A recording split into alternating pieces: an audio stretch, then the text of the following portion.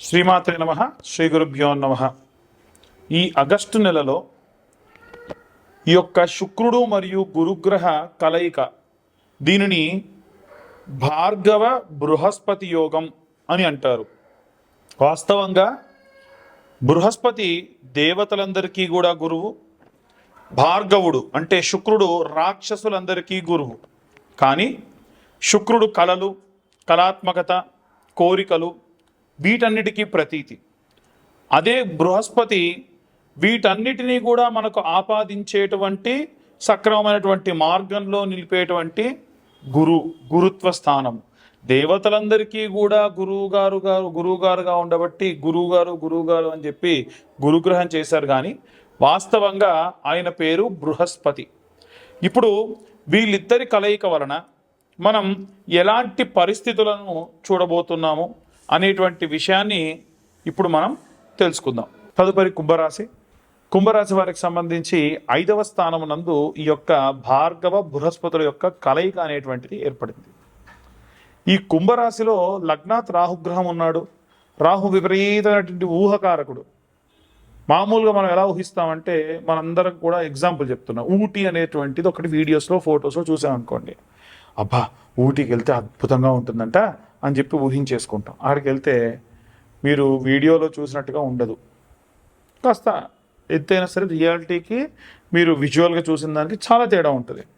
అలాగే మీరు మీ యొక్క భార్యాభర్తల మధ్యలో ఉన్నటువంటి థింకింగ్ విషయంలో కానీ, ప్రేమ విషయాల్లో కానీ, పిల్లలకు సంబంధించిన విషయాల్లో కానీ, ఆలోచన విధానంలో కానీ విపరీతమైనటువంటి డ్రాస్టిక్ డిఫరెన్స్ ఉంటుంది. మీరు ఒకటి ఊహించుకుంటే ఇంకోటి జరిగింది.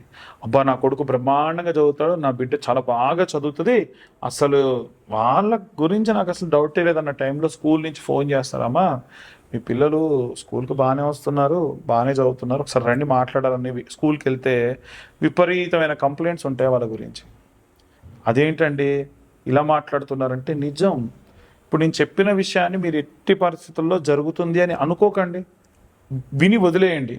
ఈ నెలలో ఇలాంటి సందర్భాలు జరిగాయా లేదా అనేది మీరే ఒకసారి నోట్ చేసుకోండి. ఎందుకంటే 5వ స్థానం పిల్లలకు సంబంధించినటువంటి స్థానం. ఆ స్థానంలో క్లియర్గా గురువు మరియు శుక్రుడు కలిసి ఉన్నారు. వాళ్ళిద్దరు కూడా అమ్మ సరే బాగున్నారమ్మా, అద్భుతంగా ఉన్నారు అంటే కాదు. మరి ఎలా ఉన్నారు వాళ్ళు? విపరీతమైనటువంటి ఆలోచన ధోరణిలో వాళ్ళకి డిఫరెన్స్. పిల్లలతో ఎవరితో చెడుగా మాట్లాడడము, చెడ్డ సావాసాలు చేయడం, ఇలాంటివి చేస్తూ ఉంటారు. అసలు పిల్లల విషయంలో తల్లిదండ్రులు బాధపడతారు, మా చిన్నప్పుడు అనుకున్నాం కానీ ఇంత దారుణంగా ఉంటుంది అనుకోలేదని మీరు అనుకుంటారు.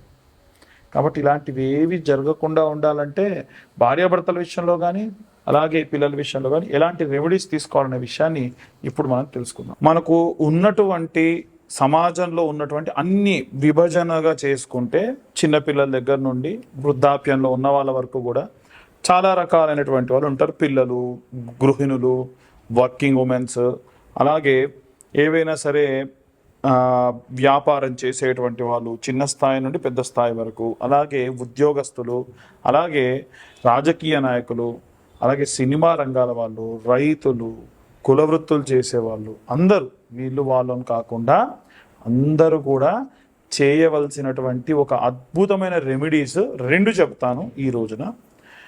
ఈ 2 విభాగం అంటే బృహస్పతికి సంబంధించిన రెమెడీ ఒకటి, ఇంకొకటి శుక్రాచార్యుడికి సంబంధించిన రెమెడీ ఒకటి.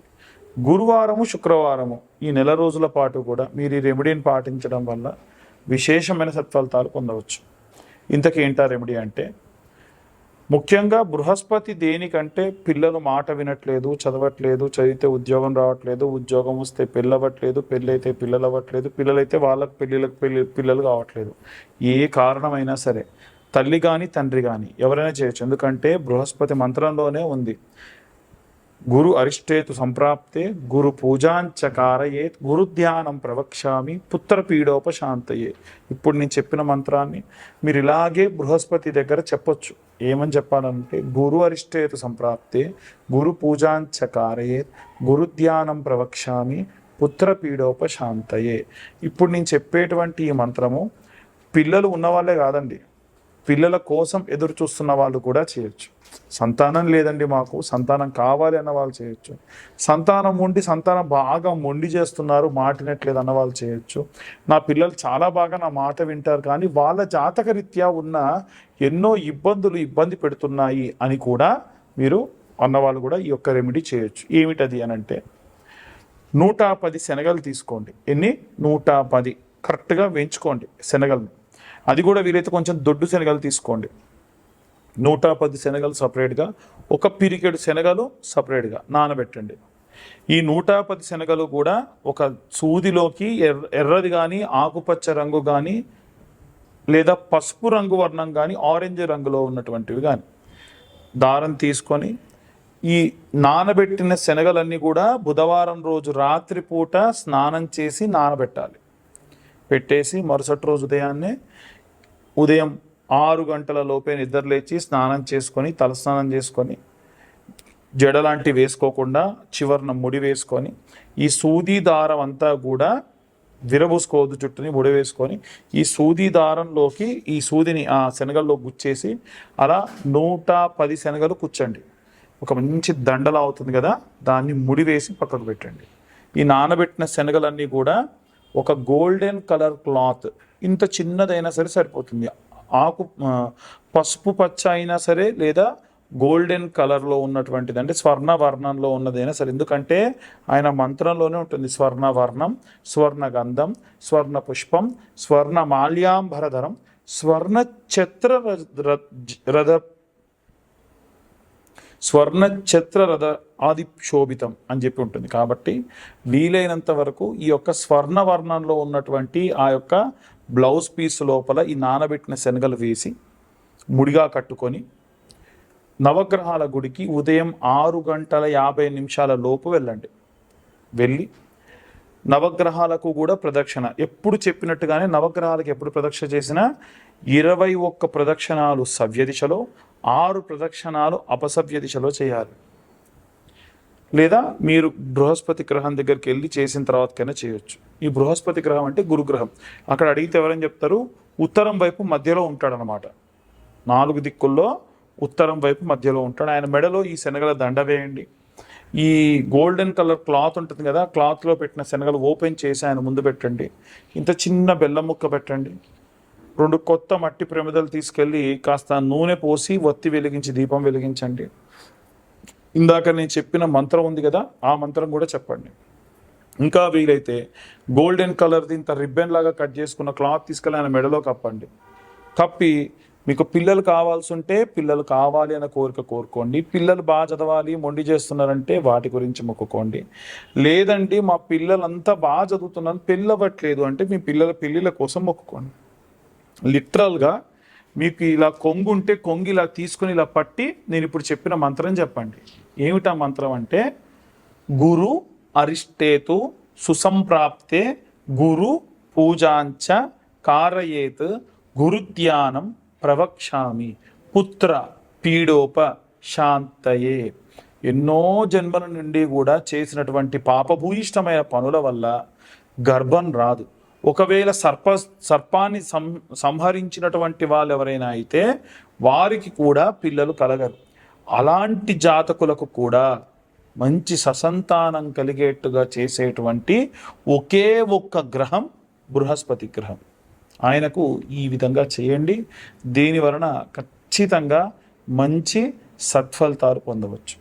అలాగే ఇప్పుడు శుక్రాచార్యుల వారి గురించి కూడా చెప్పాగా, భార్యాభర్తలు బాగా కొట్టుకుంటున్నారు, గొడవలు పడుతున్నారు, చికాకులు ఉన్నాయి, లేదు మేమంతా బాగానే ఉన్నాం కానీ మా మధ్యలో సఖ్యత లేదు, మా ఇంట్లో అత్తగారి వల్ల వదిన గారి వల్ల ఎవరి వల్ల ఇబ్బంది పడుతున్నాము, ఈ కారణం కానీ ఇంకా ఇతరత్ర ఎన్ని కారణాలు ఉన్నా సరే ఆ కారణాలన్నింటినీ కూడా మనం దృష్టిలో పెట్టుకొని భార్యాభర్తలు బాగుండాలి, పరిస్థితి వ్యామోహంలో ఉండకూడదు అన్న ఉద్దేశంతో శుక్రాచార్యుల వారికి శుక్రవారం నాడు నేను ఇప్పుడు చెప్పిన విధంగా మీరు పూజ చేయండి. అది కూడా ఈ ఆగస్టు నెల ప్రారంభం అంటే శ్రావణ మాసం ప్రారంభమైనప్పటి నుంచి కూడా చేయొచ్చు.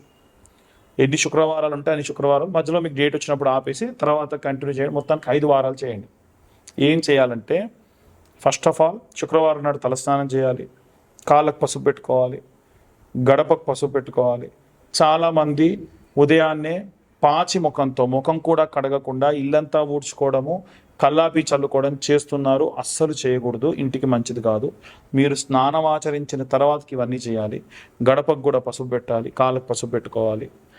అమ్మవారి దగ్గర మీరు ఏదన్నా ఒక పండు నైవేద్యం పెట్టి నవగ్రహాల గుడికి వెళ్ళి బొబ్బెర్లు ఉంటాయి కదమ్మా, నానబెట్టిన బొబ్బెర్లు, అది ముందు రోజే నానబెట్టి ఆ బొబ్బెర్లు వీలైతే ఉడికించకున్నా సరే, నానబెట్టినవైనా సరే కాస్తంత ఉప్పు వేసి, ఎప్పుడు కూడా మనము ఉప్పు దానం ఇవ్వం కానీ నైవేద్యంగా పెడితే మంచిది దేవుడికి, అందుకని ఉప్పు వేసి శుక్రాచార్యుడు వారి దగ్గరికి, అంటే తూర్పు భాగంలో మధ్యలో ఉంటాడనమాట. తూర్పు భాగానికి ఉన్నటువంటి వరుసలో ఉన్న 3 గ్రహాల్లో మధ్యలో ఉంటాడు శుక్రగ్రహం. ఆయన దగ్గర ఆకు డొప్పలో మంచిగా ఇన్ని బొబ్బర్లు తీసుకెళ్ళి పెట్టేసి ఒక బెల్లం ముక్క పెట్టి నైవేద్యం పెట్టి దీపం పెట్టేసి రండి. అయిపోలేదు, ఇంకా ఉంది.